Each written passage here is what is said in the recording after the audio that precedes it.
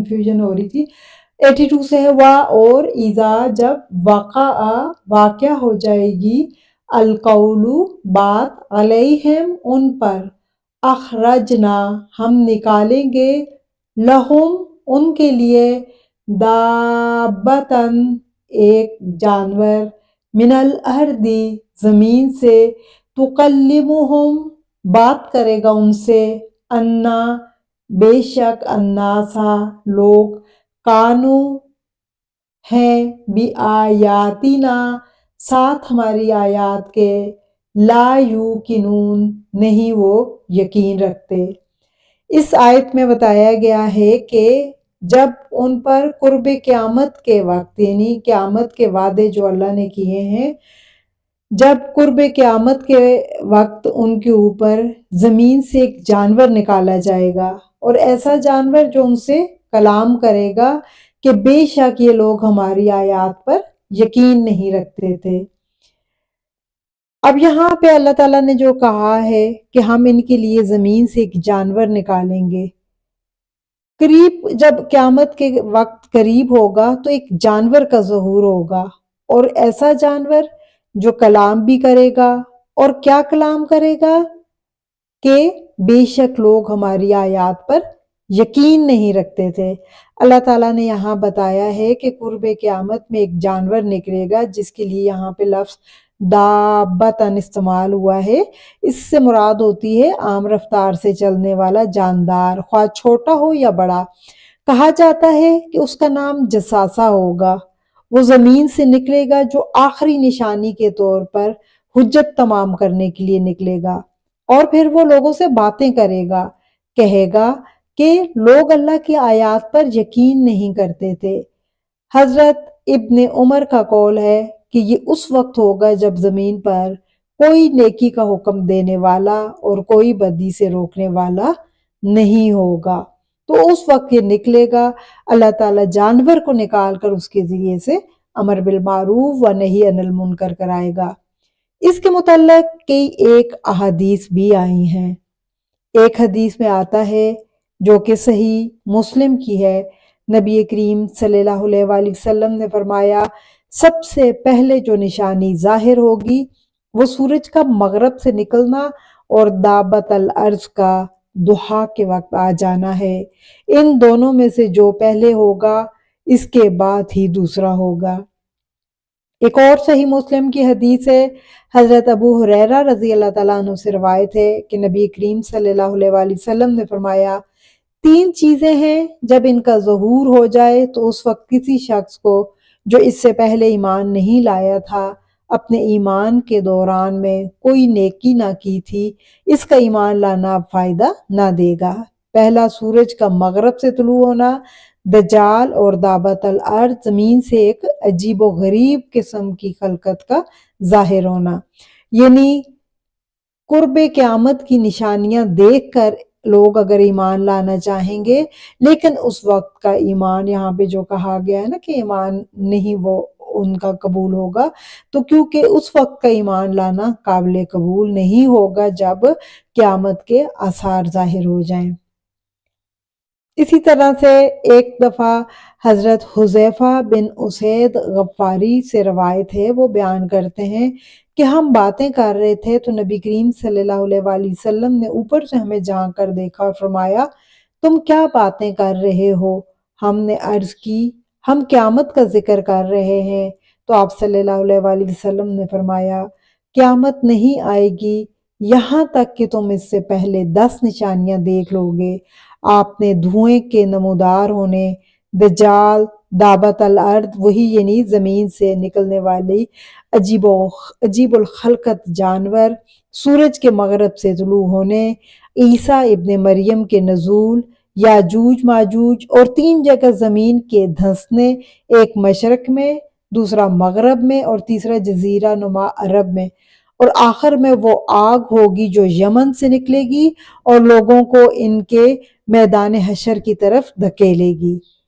تو یہاں پہ اصل میں جو اصل چیز ہے ہمارے سبق لینے کی بات ہے وہ یہ کہ اللہ اپنا کام کسی سے بھی لے سکتا ہے۔ اگر آج امت مسلمہ اپنی ذمہ داری کو سمجھتے ہوئے امر بالمعروف و نہی عن المنکر کا کام نہیں کرے گی تو اللہ تعالیٰ یہ کام جانور سے بھی لے لے گا۔ اللہ چاہے تو یہ کام کسی سے بھی کروا لے۔ اس لیے ہمارا فائدہ اسی میں ہے، ہماری آخرت کی بہتری اسی میں ہے کہ جو کام اللہ تعالیٰ نے ہمارے سپرد کیا ہے وہ کام ہمیں کرنا چاہیے۔ اس کے بعد اللہ تعالیٰ کہتے ہیں وَيَوْمَ، اور جس دن نَحْشُرُ، ہم اکٹھا کریں گے مِن كُلِّ أُمَّةٍ، ہر امت میں سے فوجاً فوج، ممن اس میں سے جو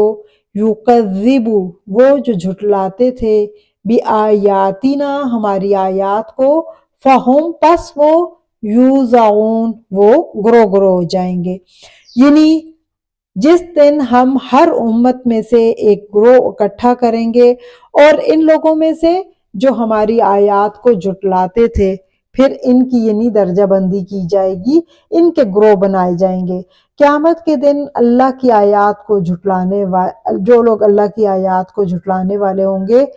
ہر امت میں سے اللہ انہیں نکال کر پہلے جمع کرے گا، اکٹھا کیا جائے گا، پھر وہ نظم و ضبط میں رکھے جائیں گے، گروہوں میں بانٹے جائیں گے،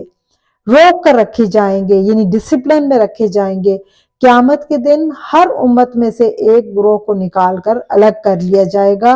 اور یہ گروہ منکرین کا ہوگا۔ پھر ان میں سے مزید لوگوں کی درجہ بندی کی جائے گی اور ان کی الگ الگ قسموں میں یعنی ان کی جماعت بندی کی جائے گی۔ جیسے چوروں کی الگ جماعت ہوگی، زانیوں کی الگ جماعت ہوگی، قاتلوں کو سب کو ایک جگہ گروہ میں اکٹھا کیا جائے گا، یعنی ہر جرم والوں کو ایک الگ جماعت میں جو ہے وہ اکٹھا کریں گے۔ اور سورہ یاسین میں اللہ تعالیٰ نے اسی بات کو کہا ہے وَامْتَازُوا الْيَوْمَ أَيُّهَا الْمُجْرِمُونَ، اور مجرموں سے کہا جائے گا اے مجرموں آج الگ ہو جاؤ، یعنی سب الگ الگ ہو جاؤ، جس نے جو جرم کیا ہوگا اس کو اس کے گروہ میں الگ کر کے اللہ تعالیٰ اٹھائیں گے۔ حتیٰ یہاں تک کہ اذا جب جاؤ وہ آئیں گے، قالا کہے گا اکذبتم کیا جھٹلایا تھا تم نے، بِآیاتی میری آیات کو، ولم اور نہیں تحیطوا بہا تم نے احاطہ کیا اس کا، علم کے لحاظ سے، اما یا ام ماذا یا کیا کچھ، کنتم تھے تم، تعملون تم عمل کرتے تھے۔ اب یہاں پہ ان سے کہا جائے گا جب وہ سب میدان حشر میں آ جائیں گے، اکٹھے ہو جائیں گے، تو اب اللہ تعالیٰ ان سے کہیں گے کیا تم نے میری آیات کو جھٹلایا تھا جبکہ تم نے ان کا پورا علم حاصل نہ کیا تھا، یا تم کیا کر رہے تھے؟ اب یہاں پہ اللہ تعالیٰ سب کو جب میدان حشر میں لوگ اکٹھے ہو جائیں گے اور وہ حساب کتاب کی جگہ جمع ہو جائیں گے اور ترتیب سے کھڑے کیے جائیں گے، تو اس وقت اللہ تعالیٰ کہیں گے کیا تم نے میری آیات کو جھٹلایا جبکہ تم نے ان کا پورا علم ہی حاصل نہ کیا تھا، سوچے سمجھے بغیر میری آیات کو جھٹلاتے رہے، صرف سطحی طور پر آیات کو دیکھا اور توجہ ہی نہ دی، علمی احاطہ ہی نہ کیا، یعنی سارے پہلوؤں کا جائزہ ہی نہیں لیا، علم کے سارے پہلوؤں سے فائدہ اٹھانا، سارے حسی اور معنوی وسائل استعمال میں لا کر اگر کسی چیز کا علم حاصل کیا جائے اور عمل میں لائیں تو پھر تو تم بغیر سوچے سمجھے ویسے ہی اس سے وہ فائدہ اٹھا ہی نہیں سکتے، اور تم لوگوں نے کیا کیا، میری آیات کو سطحی نظر سے دیکھا، گہرائی میں گئے ہی نہیں،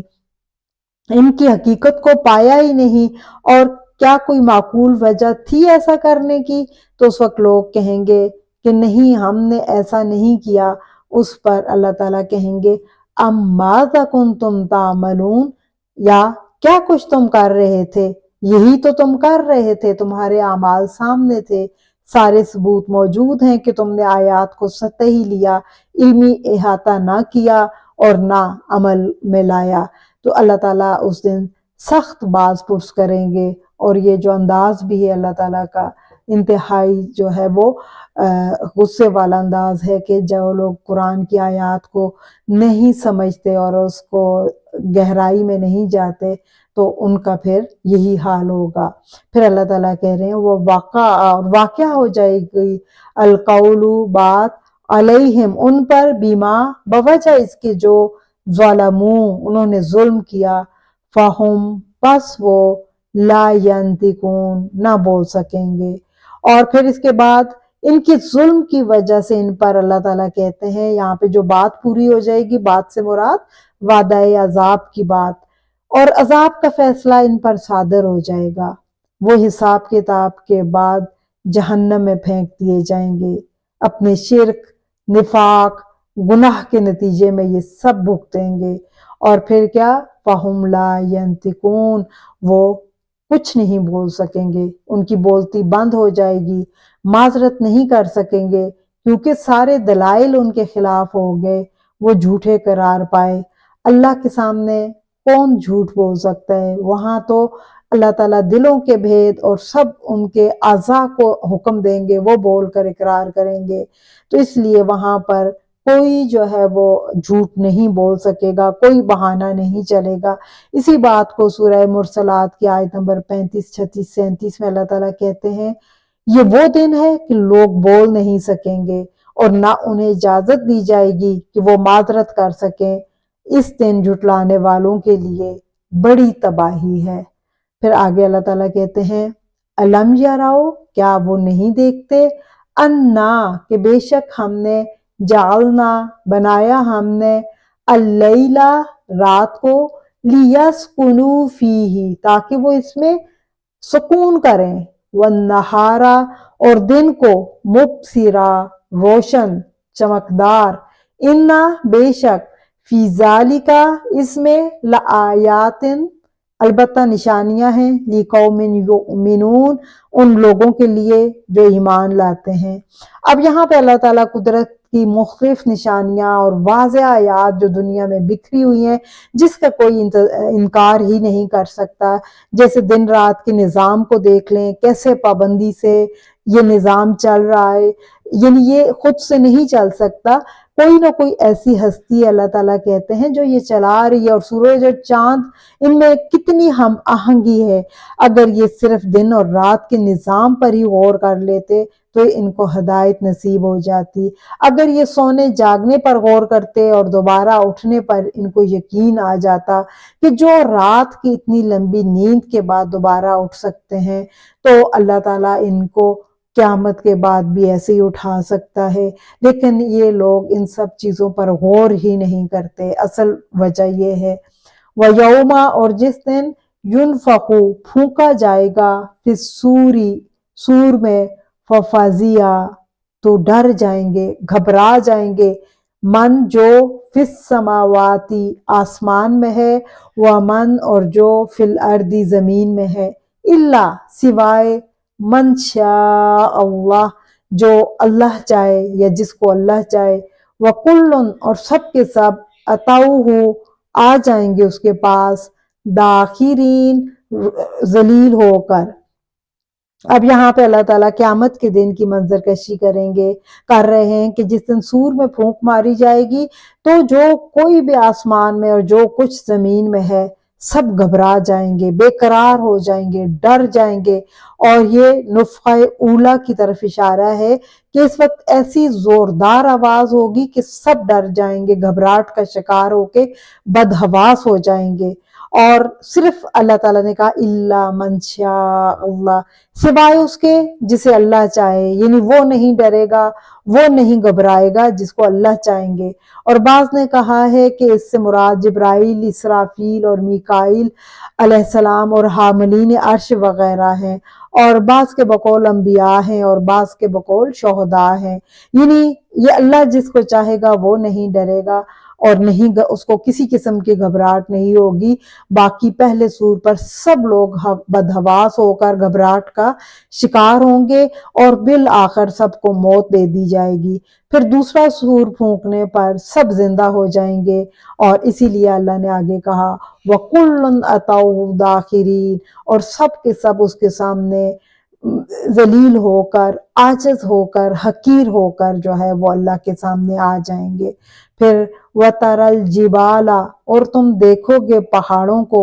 تَحْسَبُهَا، تم سمجھتے ہو انہیں جامدتاً، جامد، وَهِيَ، اور وہ تمر، وہ چل رہے ہیں، مر السحاب، پہاڑ کا چلنا، صنع اللہ، اللہ کی کاریگری، الذی، وہ جس نے، اتقنا، مضبوط کیا، کل شیء، ہر چیز کو، انہ، بے شک وہ، خبیر، خوب باخبر ہے، بما، اس سے جو تفعلون، تم کرتے ہو۔ اور آپ پہاڑوں کو دیکھیں گے تو ان کو آپ اپنی جگہ پر جمے ہوئے یعنی جامد سمجھتے ہیں، جبکہ وہ بادلوں کے چلنے کی طرح چل رہے ہوں گے۔ یعنی جس بڑے بڑے پہاڑوں کو تم اس وقت دیکھ کر خیال کرتے ہو کہ یہ تو ہمیشہ سے زمین کے اندر گڑے ہوئے ہیں اور جمے ہوئے ہیں اور کبھی جنبش نہیں کر سکتے، تو قیامت کے دن اللہ تعالیٰ اتنی مضبوط، ٹھوس اور جامد چیز کو روئی کے گالوں کی طرح سے اڑا دے گا۔ سورہ قاریہ میں اللہ تعالیٰ نے اسی لیے کہا، اور پہاڑ دھمکی ہوئی رنگین اونٹ جیسے ہو جائیں گے۔ اور اسی طرح سورہ طور میں اللہ تعالیٰ آیت نمبر 9-10 میں کہتے ہیں، جس دن آسمان تیزی سے حرکت کرنے لگے گا اور پہاڑ تیزی سے چلنے لگ جائیں گے۔ تو اسی طرح سے سورہ نبا میں اللہ تعالیٰ کہتے ہیں آیت نمبر 20 میں، وَسُيِّرَتِ الْجِبَالُ، اور پہاڑ چلائے جائیں گے۔ تو یہ سب کیا ہے؟ صنع اللہ، اللہ کی کاریگری ہے، جس نے ہر چیز کو پختہ اور مضبوط بنایا، مہارت اور خوبصورتی سے مضبوط کیا۔ تو یہ اللہ کی کاریگری ہے کہ اس نے آج پہاڑوں کو مضبوط جما دیا اور جامد کر دیا، اور وہی اللہ جب چاہے گا تو ان کو توڑ پھوڑ کر اللہ تعالیٰ اڑا دے گا، کیونکہ اللہ تعالیٰ باخبر ہے اور ہر اس چیز سے جو یہ کرتے ہو، جو تم کرتے ہو۔ من، جو کوئی، جاء بالحسنتی، لائے گا، حسنہ، اچھائی یا نیکی، فلاح، تو بس اسی کے لیے ہے، خیر منہا، بہتر اس جیسی، وہم، اور وہ، من سے، فزائن، گھبراہٹ سے، یومئذن، اس دن، آمینون، امن میں ہوں گے۔ یعنی جو شخص نیکی لائے گا تو اس کے لیے اس سے زیادہ بہتر اللہ تعالیٰ بدلہ دے گا۔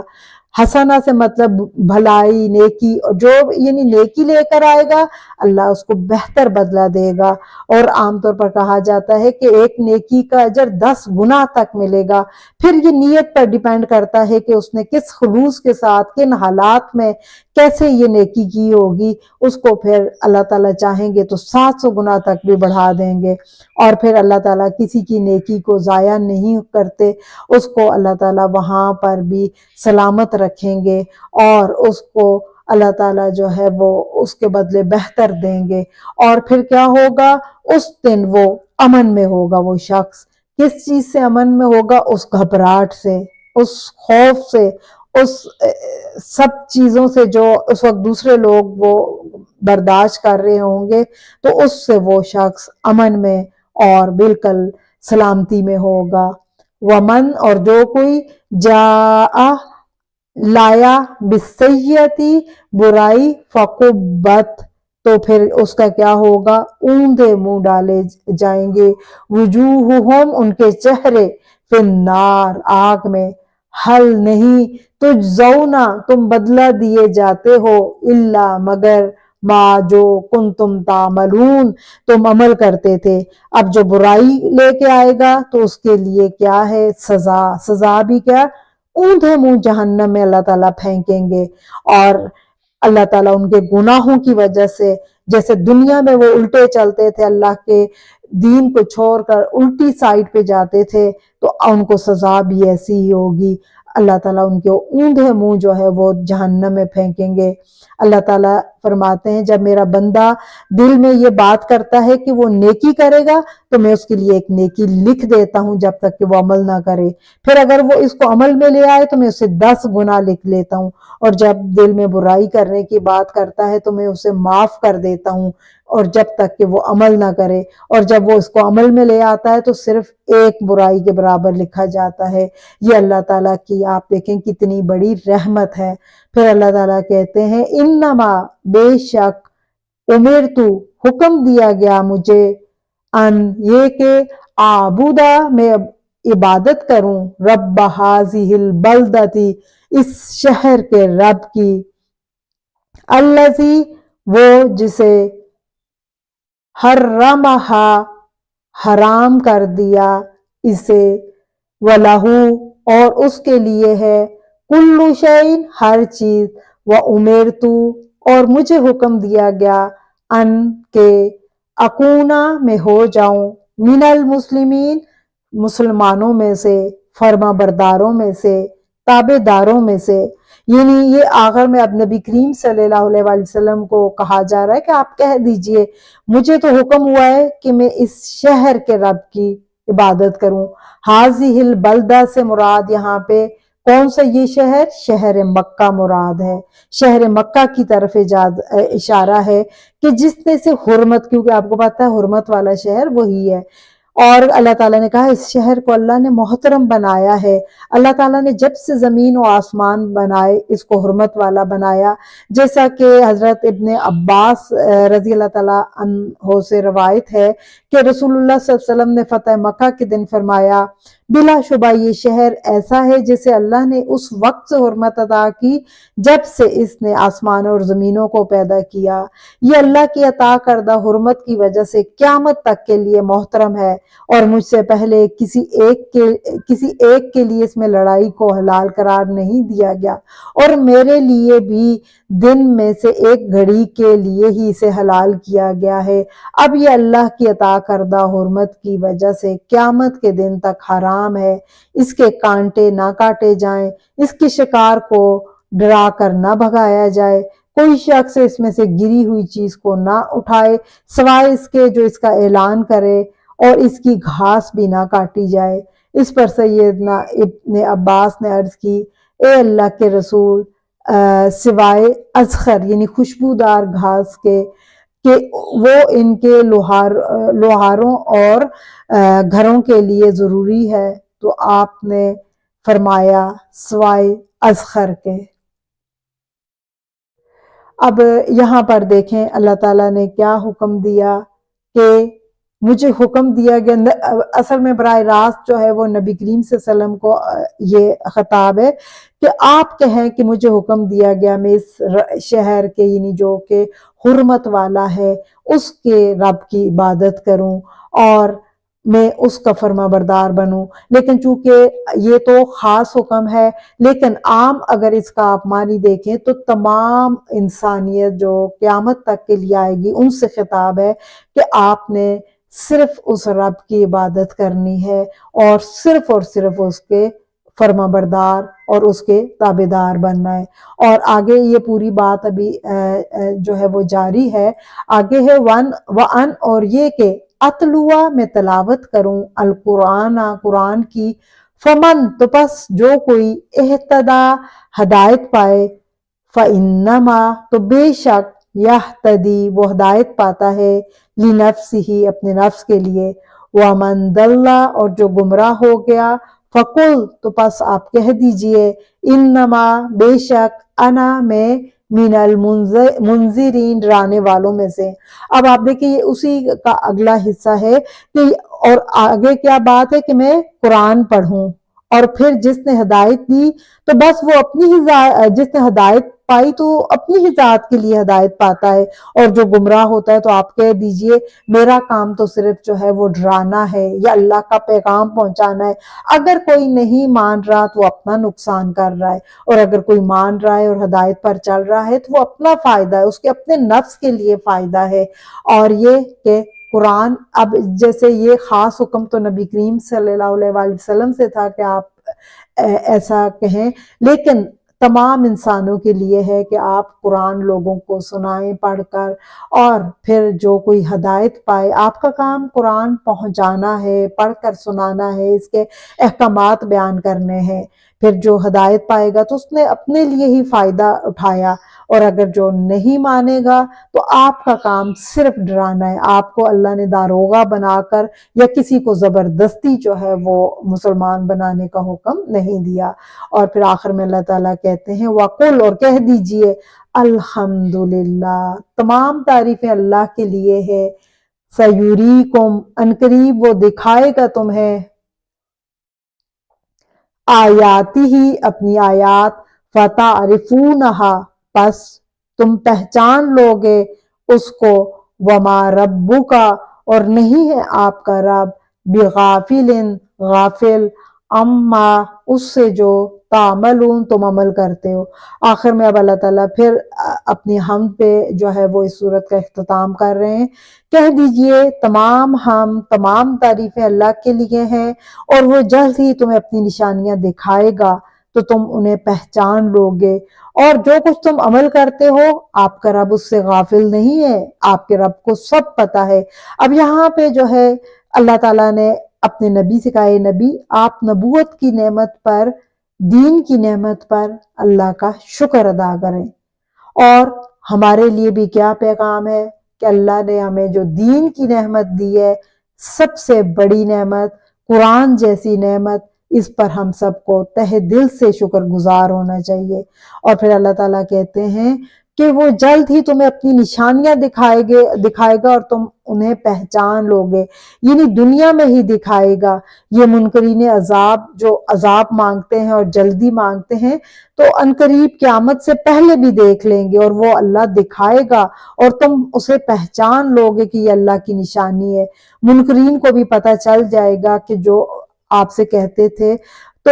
اللہ تعالیٰ ان کو اس دنیا میں ہی، اور پھر اللہ تعالیٰ نے اس دنیا میں ہی ان کافروں کو اس وقت جو ہے عذاب دکھایا، کبھی غزوہ بدر کی صورت میں اور کبھی فتح مکہ کی صورت میں، اور اس طرح سے اللہ نے اپنی نشانیاں ان کو دکھائیں اور حق کو ثابت کر دیا، اور منکرین کے پاس سوائے ایمان لانے کے کوئی چارہ نہیں تھا۔ اور پھر اللہ تعالیٰ کہتے ہیں کہ اور جو کچھ تم عمل کرتے ہو آپ کا رب اس سے غافل نہیں ہے، جو بھی تم عمل کرتے ہو اللہ سب کچھ دیکھ رہا ہے، اللہ کو سب معلوم ہے۔ اور اللہ تعالیٰ کہتے ہیں یہاں پہ نبی کریم صلی اللہ علیہ وسلم کو تسلی دیتے ہوئے کہ لوگوں کی مخالفت، ان کی باتوں سے نہیں گھبرانا، آپ نے اپنا کام کرتے رہنا ہے، آپ نے قرآن دوسروں تک پہنچانا ہے۔ جہاں تک قرآن کی سچائی کا تعلق ہے تو اللہ خود ایسے اسباب پیدا کرے گا کہ ہر دور میں قرآن کی سچائی سامنے آتی رہے گی اور آتی رہی ہے، اور لوگ جو ہے وہ اس پر ایمان لائیں گے۔ آپ کا کام اللہ کا دین دوسروں تک پہنچا دینا ہے، اور یہی ہماری بھی ذمہ داری ہے، کیونکہ نبی کریم صلی اللہ علیہ وآلہ وسلم نے اپنا کام پورا اچھے طریقے سے اس دنیا سے کر کے اور پوری دنیا تک اللہ کا دین پہنچا کر گئے، اور اب ہماری ذمہ داری ہے کہ آپ کے صلی اللہ علیہ وسلم کے بعد یہ کام آپ کی امت نے کرنا ہے، خود بھی دین پر عمل کرنا ہے اور دوسروں تک بھی اس دین کو پہنچانا ہے۔ اللہ تعالی ہمیں اس پر عمل کرنے کی اور اس فرض کو پورا کرنے کی توفیق عطا فرمائے، آمین یا رب العالمین۔